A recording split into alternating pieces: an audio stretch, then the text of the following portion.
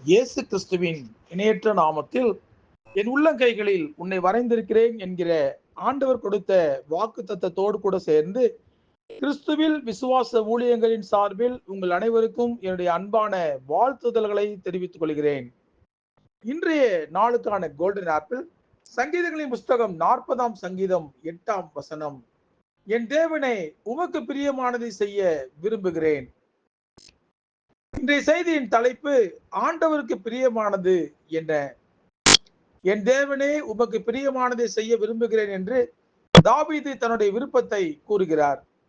தாவீதுக்கு இருக்கிற விருப்பம் போலவே நம்மில் அநேகருக்கு ஆண்டவருக்கு பிரியமான காரியங்களை செய்யவே விருப்பம் அதிகம். ஆனால் ஆண்டவருக்கு பிரியமான காரியங்கள் என்ன என்பதுதான் இன்னும் பலருக்கு தெரியவில்லை. ஆண்டவருக்கு பிரியமான எந்த காரியத்தை நீங்கள் செய்கிறீர்கள் என்று ஒருவரிடம் கேட்டேன். நான் ஞாயிற்றுக்கிழமை சர்ச்சுக்கு போய்விட்டு வந்தேன், காணிக்கையும் போட்டுவிட்டு வந்தேன், இது போதாதா என்று அவர் கேட்டார். ஒரு நாள் ஆலயத்துக்கு போய்விட்டு வந்து விட்டாலே ஆண்டவரை பிரியப்படுத்தி விட்டதாக பலர் நினைக்கிறார்கள். பிரபலமான யாராவது ஊழியர் அவர்களிடம் போய் ஜெபித்து விட்டு வந்துவிட்டால் ஆண்டவருக்கு பிரியமான காரியத்தை செய்து விட்டோம் என்று பலர் நினைக்கிறார்கள். சிலர் ஆலயத்துக்கு ஏதாவது பொருள் வாங்கி கொடுத்து விட்டால் ஆண்டவருக்கு பிரியமானதை செய்து விட்டோம் என்று சொல்லிக் கொள்கிறார்கள்.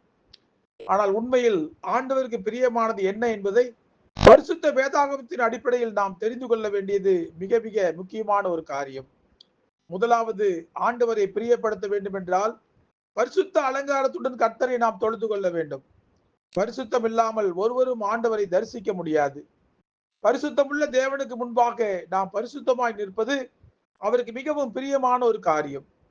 தன்னுடைய பரிசுத்தத்தை தவறவிட்ட போது ஆண்டவருக்கு பிரியமில்லாத காரியத்தை செய்து விட்டதை தாவீது அனுபவபூர்வமாக உணர்ந்தார். மனப்பூர்வமாக ஆண்டவரிடம் மன்னிப்பு கேட்டார்.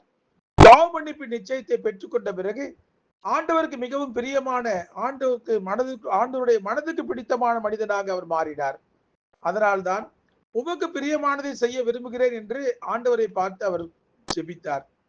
நம்முடைய சரீரத்தின் அவயவங்களை ஜீவ பலியாக கர்த்தருக்கு ஒப்புக் கொடுப்பது அவருக்கு பிரியமான காரியம் என்பதை அப்போஸ்தலனாகிய பவுலும் கூறுகிறார். ஆகவே நம்முடைய இருதயத்தின் சிந்தனைகளில், கண்களின் பார்வையில், கைகள் செய்யக்கூடிய காரியங்களில், கால்கள் போகக்கூடிய இடங்களில் அனைத்திலும் நம்முடைய சரீரம் ஆண்டவருக்கு பிரியமானதை செய்யும்படி நம்முடைய சரீரத்தை ஆண்டவருக்கு நாம் ஒப்புக் கொடுக்க வேண்டும். ஜெபத்தின் மூலமாய் நம்முடைய சரீரம் எப்பொழுதும் ஆண்டவரோடு கூட ஐக்கியமாக இருக்க வேண்டும். நாம் அவரோடு கூட பேசிக்கொண்டே இருப்பது அவருக்கு மிகவும் பிரியமான ஒரு காரியம். இந்த உண்மையை நன்கு உணர்ந்த தானியேல் தனக்கு நேரம் கிடைக்கும் போதெல்லாம் ஆண்டவரோடு கூட பேசிக்கொண்டே இருந்ததினால் ஆண்டவருக்கு மிகவும் பிரியமான ஒரு மனிதனாக அவர் மாறி போனார். தனக்கு பிரியமான மனிதனுக்கு ஒரு ஆபத்து வந்தால் ஆண்டவர் பார்த்து கொண்டு சும்மா இருப்பாரா? சிங்க கபியில் தானியேல் போடப்பட்ட போது சிங்கங்களின் வாயை கட்டி போட்டு ஒரு சேதமும் இல்லாமல் தனக்கு பிரியமான தானியேலை ஆண்டவர் பாதுகாத்தார்.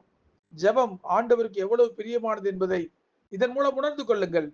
அதனால்தான் உமக்கு பிரியமானதை செய்ய விரும்புகிறேன் என்று சொன்ன தாவீது எப்பொழுதும் ஆண்டவரை நோக்கி துதித்துக் கொண்டும் கெஞ்சி ஜெபித்துக் கொண்டும் இருந்தார். ஆண்டவர் மீது விசுவாசம் வைப்பது நம்முடைய தேவனுக்கு மிகவும் பிரியமான ஒரு காரியம். குறிப்பாக ஆண்டவர் மீது மட்டும் விசுவாசம் வைப்பது ஆண்டவருக்கு மிக மிக பிரியமான ஒரு காரியம். சாத்ராக், மேஷாக், ஆபேத் நேகோ 3 பேரையும் அக்கினியில் நேபுகாத் நேச்சார் ராஜா போட்ட போது நாங்கள் இடைவிடாமல் ஆராதிக்கிற தேவன் எங்களை தப்புவிப்பார் என்று மிகுந்த விசுவாசத்துடன் அவர்கள் சொன்னார்கள். அந்த விசுவாசம் ஆண்டவருக்கு அவர்கள் மேல் மிகுந்த பிரியத்தை கொண்டு வந்தது. அக்கினியிலிருந்து ஒரு சேதமும் இல்லாமல் ஆண்டவர் அவர்களை காப்பாற்றினார். அதனால்தான் உமக்கு பிரியமானதை செய்ய விரும்புகிறேன் என்று சொன்ன தாவீது கோலியாத்தை சந்திக்க போன போது ஆண்டவர் மீது மட்டும் விசுவாசம் வைத்து போருக்கு சென்றார். இந்த விசுவாச வீரர்கள் மீது ஆண்டவர் மிகுந்த பிரியம் வைத்து மிகப்பெரிய ஆபத்துகளில் இருந்து ஆண்டவர் அவர்களை காப்பாற்றினார். இப்படி பரிசுத்த வேதாகமத்தில் ஆண்டவருக்கு பிரியமான பல காரியங்களை படித்து நாம் தெரிந்து கொள்ளலாம்.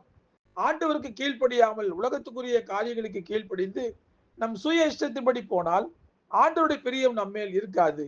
இப்படி பிசாசுக்கு கீழ்ப்படிந்த பலர் ஆண்டவர் தங்களுக்கு பிரியத்துடன் கொடுத்த ஏதேன் தோட்ட வாழ்க்கையை இழந்திருக்கிறார்கள்.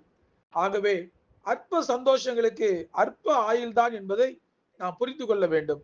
ஆண்டவருக்கு பிரியமில்லாத காரியங்களை செய்யும்படி பிசாசு நம்மை தூண்டிக் கொண்டுதான் இருப்பான். நாம் தாவீதை போல என் தேவனே உமக்கு பிரியமானதை செய்ய விரும்புகிறேன் என்று ஜெபித்துக் கொண்டே இருக்க வேண்டும். நம்முடைய ஜெபம் ஆண்டவருக்கு பிரியமில்லாத அருவருப்பான காரியங்களை நம்மை விட்டு அகற்றும்.